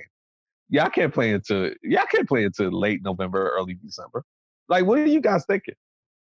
Abbreviated season. The season's too long anyway. This is a blessing for y'all. So whatever. I just thought that needed to be addressed. The players have went completely bonkers. As they Most should. of the time, yeah. Most of the time when the MLB proposes something and the players go bonkers, I'm actually with the MLB because the players are tripping about how outdated some of the stuff is. This is a terrible idea. I'm with the players. I'm Yeah. definitely with the players. Like, if the season's Now not let's go on this. through July, Yeah, then just let it be short. Like, just yeah, like the NBA did that year during the lockout when they didn't start the yeah. season until like December, January, and they had, I think it was '99 when the Spurs won their first championship. Mhm. Like, just Yep. let it be and just move on. You know what, Sham? Start the season on the 4th of July. America's back. America's back to business on its birthday, and let's go. Yep. Yeah. But all right. Now, I wanna, man, Sham. Woo, me and you both been steaming on this one. Let's let's talk about a sport of some relevance, that worldwide relevance. So we talked about the Olympics, but this is bigger, in my opinion. Would you like to lay this out, please? NFL free agency has been like the No, no, one no, no, thing. no, no. What? Oh Huh? God, no. Excuse me, folks. Yes, the women's national soccer team and how they Yeah. have just been dissed. Mm. On paper, On paper and the filing. Oh on, God. on paper and out loud. Like, just been straight up Yes. dissed. Like, basically saying they don't deserve the extra pay or any of what they get because they're just not athletically superior like the men are. It's I absolutely mean, ridiculous. the fact that, I mean, Sam, you work in the legal profession. I've been around enough lawyers or whatever in general. The fact that a firm that you pay for your defense put this down on paper, you being the men's or the soccer federation or whoever the hell is the defendant, you put this on paper as the reason why the women should get. So, Shane, I'm sorry, we're going around it. Can you lay out the story, please? So basically, the women, and as they should be, have been like petitioning for more money, more support. Mm-hmm. Um, obviously better wages, because let's face it, the women's national soccer team is the best soccer team in the world, and they're better than some of Correct. the men in the world. And our men's soccer team sucks ass, and they have been. Sucks. And the women are just asking for what they deserve. And basically, in a legal document, and I believe it was during a deposition, Yes. the head of the nation's soccer association basically was like, they don't deserve it because they're not athletically as good as the men, or something to the. So Go ahead. yeah, no, just no. That was it. And they've taken this to court. So you said petition. Just so everybody's clear. I mean, this is a suit. They have Right. So sued for there's equal pay. a couple ways that you can. So sometimes you Yeah. call it a petition for damages, and sometimes you call it a complaint. So Hmm. that's why I use the word petition in this aspect. Okay. Yeah. And they're complaining for equal pay. They Hmm. want equal pay, which I believe, if I'm not mistaken, President Obama in 2009, after he got inaugurated, if it wasn't the first, I think it was the first thing he did in office was sign the Equal Pay for Equal Work Act Hmm. for all business, like no matter what you're doing, for women and men. That was like one of his first signature acts in his first 100 days. And so basically, I'm not saying they cited that, but I mean, they could. But they were basically like, look, equal pay for equal work. Like, we're getting, is it half? Is it even that much? I don't even know if it's that much, but It ain't. it's a fraction. And they're like, look, they're suing. And to Sham's point, yeah, whether you call it petition, complaint, it's legal. They have filed this. And, so in the deposition and on the paperwork, the attorneys, and also to her point, the actual defendant said men's bodies, they took it too. They went raw with it. They They said did. men's bodies and women's bodies are different. The men have to go through more physical, like, exertion and pain to go Do through they this. now? So this is why they're paying. It's like, well, the only pain they should have to go through is emotional because they suck so bad. Like, Exactly. physical pain, they're not. What exertion are they doing? Because they're not scoring anything and making any goals or making any points or winning any matches. And let's be Uh, real. I didn't yeah, realize that men went through cramps and periods either. So I like right. add that to the mix, as well as having to be physically superior to your opponents, like on the women's behalf. Yeah, Like, get out of here. I mean, I'll look. And PTI talked about this other. Well, actually, PTI was the only one that I saw that really addressed this head on. Some of these other shows that do nothing but scream at each other in the morning, I didn't see address this at all. And this story kind of flew under the radar, in my opinion. But at least on PTI, they said it. We said it too. This was like the most cavemanish, like barbaric, ham-handed explanation for not paying somebody that I've ever seen. They Yo, even avoided the ones that we said didn't work. Like, oh, well, they're not getting enough viewership. They're not getting enough attendance. So they knew they had nothing there. So they just went back to the, like, 1800 playbook. dude, the the French Football Federation got 38 million for winning the World Cup. You know how much the United States women's got for winning their World Cup title? A Four few hundred million. thousand. Oh, 4 million. 4 million. Yeah. That's So what's that? ridiculous. Yeah, one damn near 10th. Yeah, 10%, 9%, basically. It's ridiculous. That's crazy. That's crazy. Now, so that happens. So they put that on paper as their reason. And then Coca-Cola, amongst other places, and we talked about this when they won the championship at first, and they Procter and gave that Gamble as well. they gave that horrible. They being the federation gave their horrible explanation of why they put all the matches in the same place, and the sponsors were like, y'all are stupid. Coca-Cola, Procter and Gamble were like, are y'all serious? That's the most sexist, barbaric explanation I've ever heard. It's unacceptable, and we're pulling our sponsorship. Like, clean this up ASAP. Now, I haven't heard what happened since then, Well, but kudos to the sponsors. the director of the U.S. Soccer Federation, the president, Carlos Cordero, he came out and basically apologized for the statements. So we don't know what's going. I think because of the U.S. courts, unless they are like necessary, like basically crimes being committed, bail bond hearings and arraignments and stuff like that, the U.S. Mm-hmm. National, U.S. federal courts have like just kind of put everything on a continuance, so we won't know about the outcome of this for Okay. a long time. Okay. So Yeah. these are being postponed. Okay. So, but the last thing that I saw was that he did apologize for it. So we'll learn more about it later. I think that was one of those apologies we talked about earlier. He's sorry Yeah, that got out. exactly.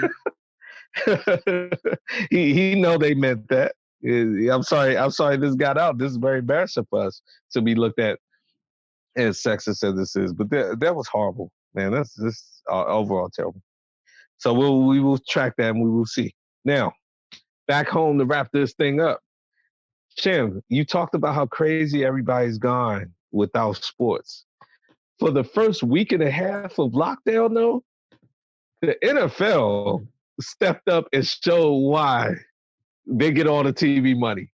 Because they kept us entertained for at least a good week, if not a week. Oh yeah, NFL free agency has been bananas. So I stepped out here and was like, and this is the biggest name, Tom Brady. I stepped out here and was like, Tom Brady ain't going nowhere. I mean, they fuss and fight, but he'll be back in New England. Wrong. He signed $50 million for 2 years and will be the quarterback in Tampa Bay. Tampa Bay. Now there was talk of my Raiders getting them. I mean, that was just talk. We were the smoke screen that was used in the leverage. I will say though, Sham, that phone call, I got a little bit more intel on that. The one that went badly. They said Tom Brady been holding a grudge against Billy B since Jimmy G was there. I love Billy B and Jimmy G. But anyway, he been holding a grudge against that since 2017 when Billy B was trying to move him in the first place. We said this. I mean, you said it. I've said this. Like, yeah. Tommy ain't like that Jimmy G was there. Like a succession plan. It was almost like the Brett Favre, Aaron Rodgers situations, and they had to get Brett Favre out of there just so you could actually see that the Aaron Rodgers could play. And they said, and Billy B is still frustrated with Robert Kraft about the trade that sent Jimmy Garoppolo to San Francisco. And there's just been all of this like tension since that happened. And it's like a slap in the face when you watch Jimmy G just months ago lead his team to the Super Bowl.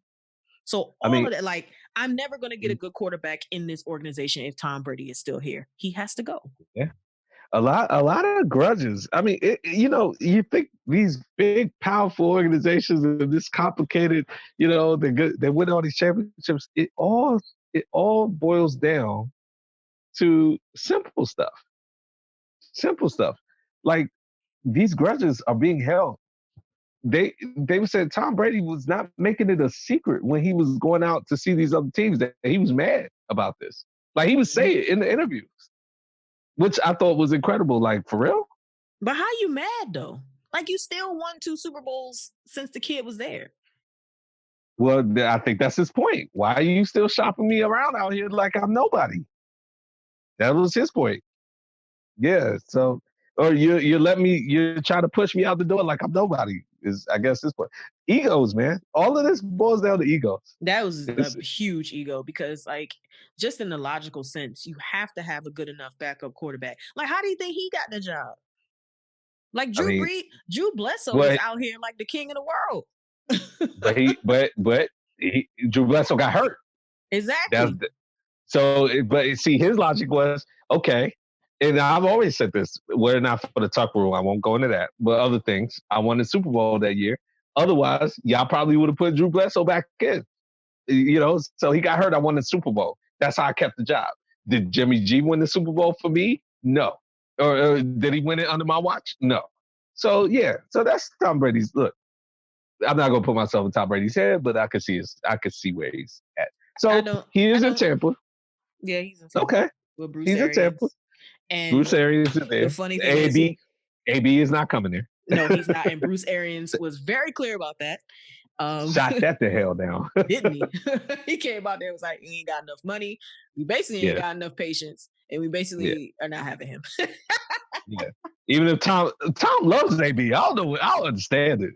Yeah, but he loves that dude. He wants him to come. Ain't enough mental health counseling in the world that could get AB a job in Tampa Bay. Is basically what he's saying. So a couple other moves. We'll start with the quarterbacks. Those are the easy ones. So Phillip Rivers, man, I'm not happy to the about Colts. that. I'm not either. The treatment of Jacoby Brissett. Exactly. Indianapolis, I take back every props, every like monocle of props I gave you last year for that. Immediately rescinded. Pay Jacoby Brissett his money that you falsely guaranteed him, and then let him get out of there and start his new life. This is ridiculous. Yeah, I have no words on that. You didn't pay Phillip Rivers? Yeah, whatever. I hope they crash and burn.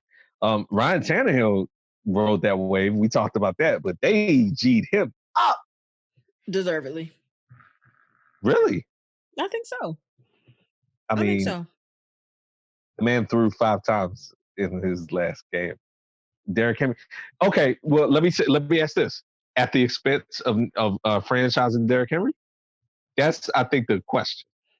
Well, see, here's the thing: the franchise tag has a very negative connotation, but folks are getting paid under this franchise tag, though. Like, the tag gives you more money that you could have gotten if you had gone anywhere else, at least for 1 year. But it's just that 1 year, and it's the NFL. I mean, guys want long-term stability. They want to play in the league beyond that year. I understand that, but it didn't hurt Kirk Cousins. And he got franchised twice. He's a quarterback. I understand. So, not a good one, but it happened. Hey, and him not being a good one, he got G'd up. So he's good. Minnesota followed through, G'd him up. Couple other people real quick. Dak Prescott. So speaking of franchises. Yep. He got franchised. Now, I don't know if he signed the tender. I don't think he has yet. The story I saw the other day was that his people and the Cowboys have resumed talks for a long-term deal. No tender yet. And that the talks are going amicably, but that they're not close. So it's one of those things like they're not close, but it's not like a bad negotiation. Mm-hmm. Like eventually they'll get there. So, okay, we'll see. Drew Brees read up for 2 more years for $50 million. Yes, he did. Yeah, New Orleans was like, look, we're not playing with that. Like, okay. And then staying with that division. So we talked about Brady. So Carolina. Okay. Teddy Bridgewater. I do like that. I wanted the Raiders to get him. We'll get to them in a minute. But so Teddy Bridgewater, good for him. Good. Bad for Cam Newton. And that was messy all the way out the door. Yeah. So here's my hot take. Go ahead.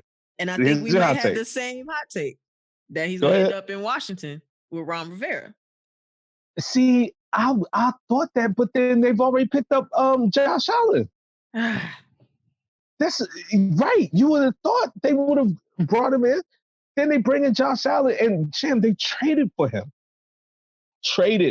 Yeah, but the Redskins have all the money in the world.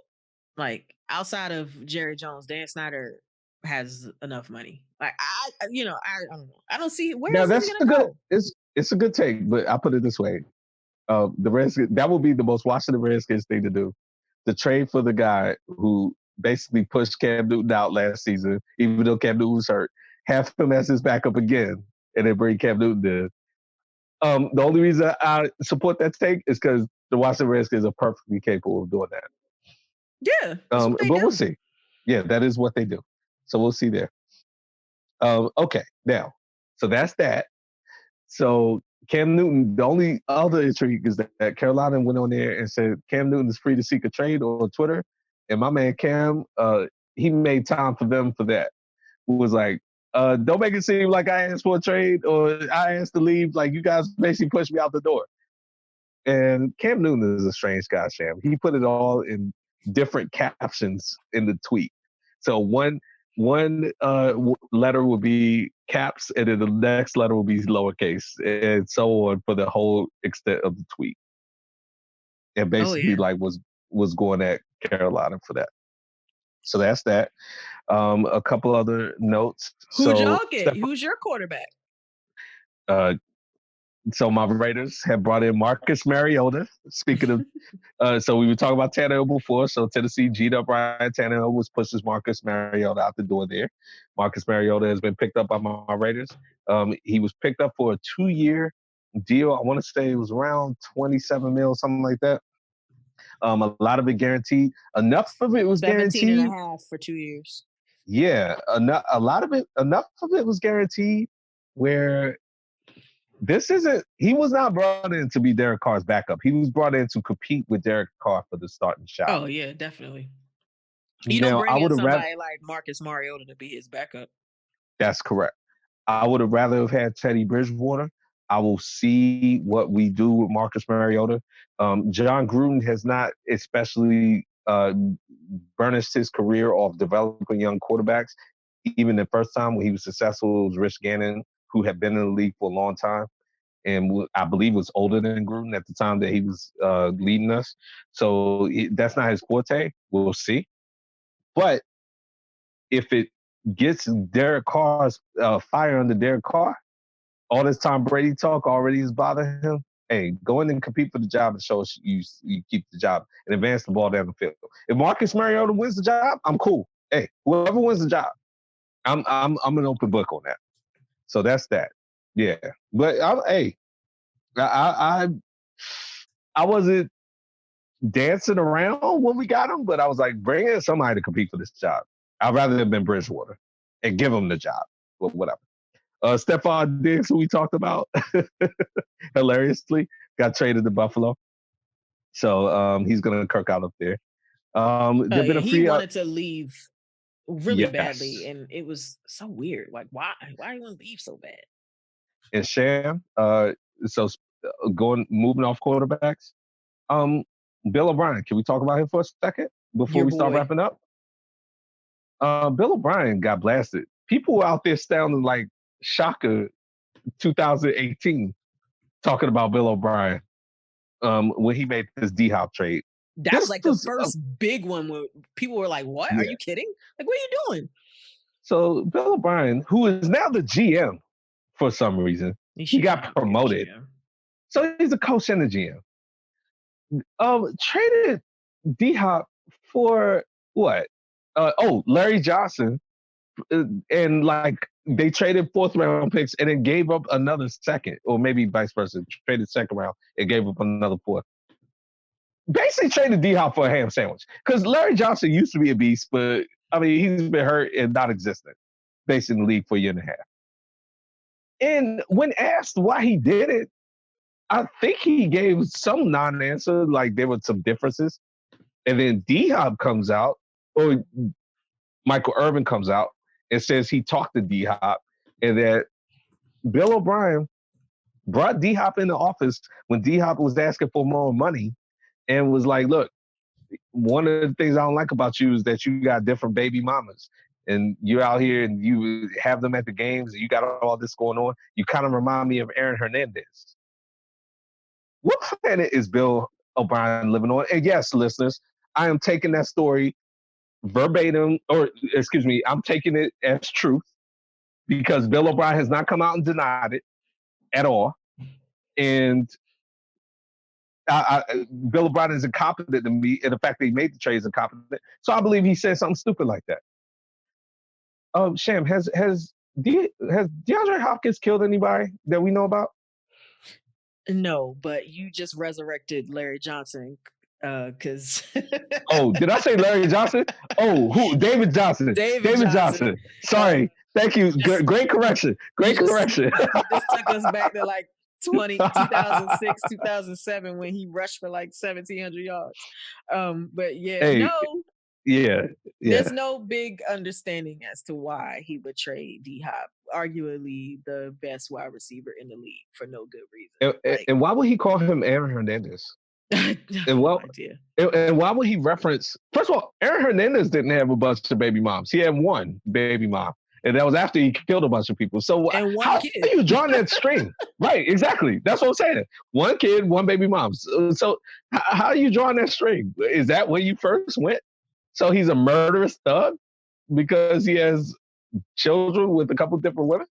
And how's that relevant to this conversation? And who are you and what are you doing? Yeah, it's just Bill O'Brien. Get him out of there, Sham. Please. Yeah, they need to get him out. You can't compare anybody to Aaron Hernandez. Right. The next football player who kills 3 people that we know about can be compared to Aaron Hernandez. That's it. Yeah, like, what are you doing? I don't even know. Those are the big hits, man. Free agency has been all. Jadeveon Clowney is still free agent. Out there. Would you? Would you want the Eagles pick him up? Nah, I won't want him. You don't really? I'm good. I would take him. I'm good on him. Jameis Winston, by virtue of Tom Brady, has been pushed out, so he's out in the mix. He and Cam Newton, people would talk about the disrespect towards black quarterbacks. They're both black, so of course, I guess they have to be in the same discussion. But Cam Newton, way greater than his time, Jameis Winston.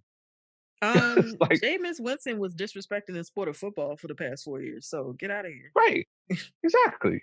but there's something to the fact that look, Jameis Winston is a free agent by virtue of the fact that Tom Brady got signed this late. So because they were just talking about re-upping Jameis Winston a month ago when he didn't take the offer. So I'm not going to cape for him. Cam Newton's been treated badly by Carolina, though. So that's something different. Yeah, so that's something different. And look, Teddy Bridgewater just, Carolina just put in Teddy Bridgewater, so whatever. But so those are a couple of the guys that's out there at the moment. But free agency is still going, but it hit with a splash, didn't it?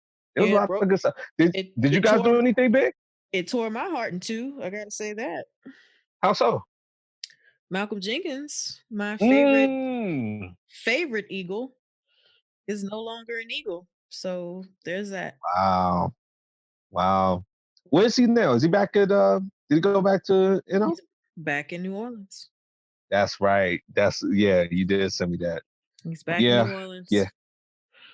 So if when he retires, which non-biased aside, on a strictly factual basis, jersey-wise, how should he retire? I think he has an argument for both. He won a Super Bowl with each team. I would think that the impact was greater in Philadelphia because he was the defensive captain. He was the leader of the team. The city really rallied around him.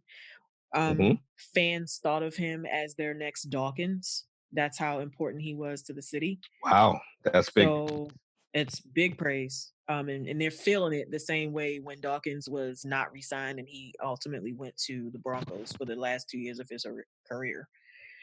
Yeah. So that's unfortunately remember that. Huge loss. So they moved Jalen Mills from corner to safety. They re-signed him for another year. I'm sorry. I always ask if Jalen Mills is still the team. Now is he still the team, but he gets moved around? Yep. He's an elder statesman? Yep. So he gets moved to safety?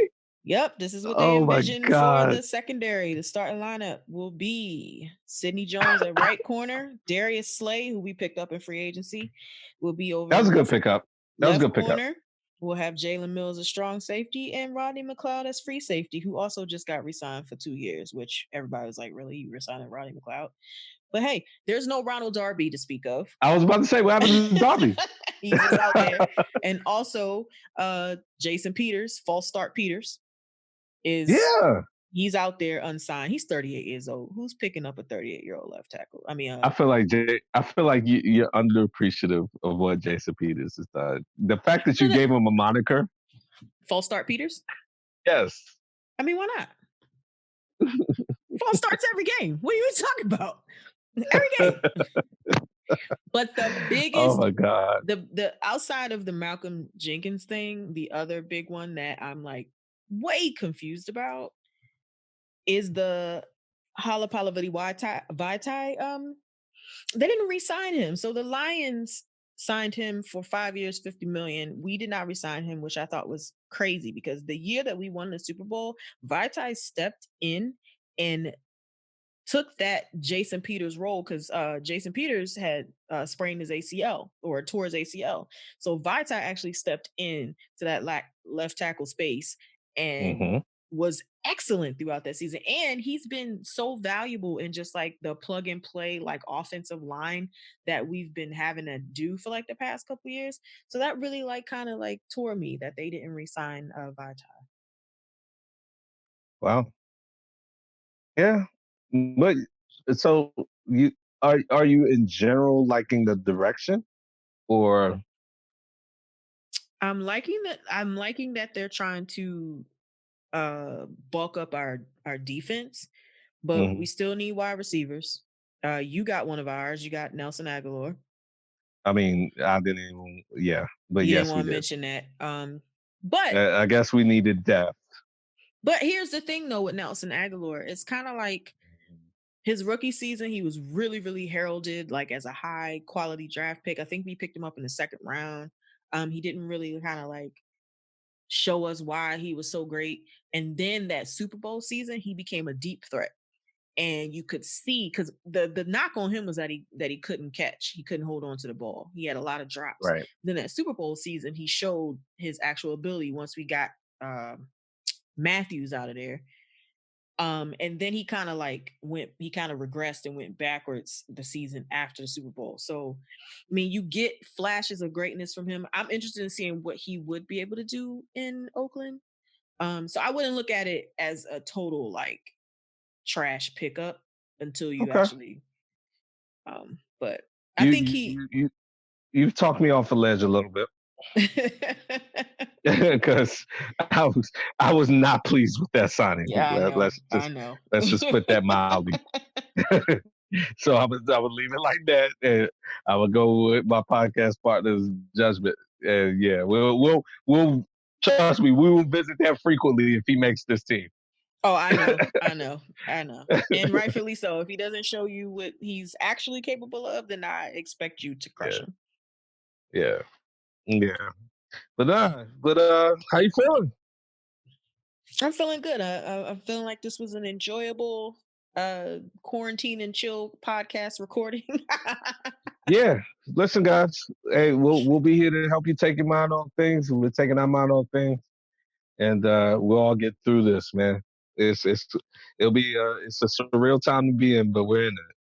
Yeah, we're in it. I don't know about you, some of your friends, but some of my friends have been posting, like, especially my single ones, talking about how it sucks to be single during this whole time. And I'm like, dude, I like it. Like, it's I don't know my food, my TV, my my blanket. Like, I am good. I would hate to have somebody just laying up under me during this time. I probably would want to wring their neck because they would get on my nerves. So let me tell you something. The words social distancing those are the two most perfect words I've ever heard. That means that I have an excuse not to see people when I don't want to see them. I'm good on that. Right. Yeah. I'm here for it. I'm good. I love being single. Yeah. Like, well, folks, can I come over now? We social distancing. Nope. Look, you're like a brother to me, and I don't even want to be around you. No, we good. Yeah, we can do it like this. We're fine. All right, folks, that wraps up this edition of the Stop Playing Podcast with Sham and Shaka. Again, you can reach us on Facebook at the Stop Playing Podcast and also on Instagram at the Stop Playing Podcast. Chop it up with us on Twitter at stop_playing_pod. As we always say, no double dipping unless it's this podcast. This is episode 61, so you can double, triple, quadruple dip if you like.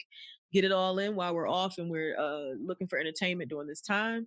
And keep your chips on the plate, especially now. Yes.